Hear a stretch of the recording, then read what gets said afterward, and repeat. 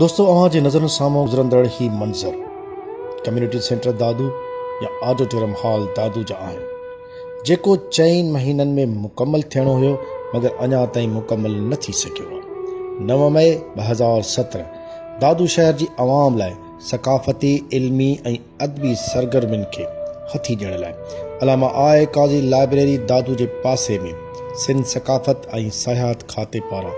Auditorium hall जी तामीर वास्ते सिंध जे मशहूर आर्कियोलॉजिस्ट सैयद हाकम अली शाह ऐं ॿियनि अदबी शख़्सियतुनि जी निगरानी हेठि दुआ घुरी वई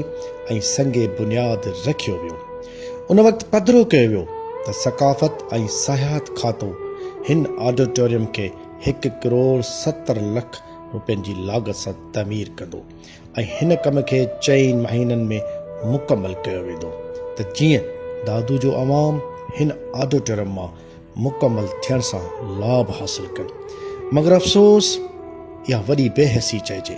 या सिंध हुकूमत जी बेध्यानी चइजे। सिंध में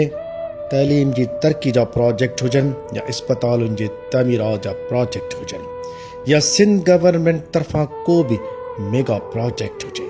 वक़्त ते मुकमल थियण जो नालो ई नथा वठनि। ऐं सिंध हुकूमत खे घुर्जे त पंहिंजे दौर जा ॾिनल तरक़ियाती प्रोजेक्ट वक़्त सिर मुकमल करे घटि में घटि ईंदड़ इलेक्शन में वोट वठण लाइ संदन वटि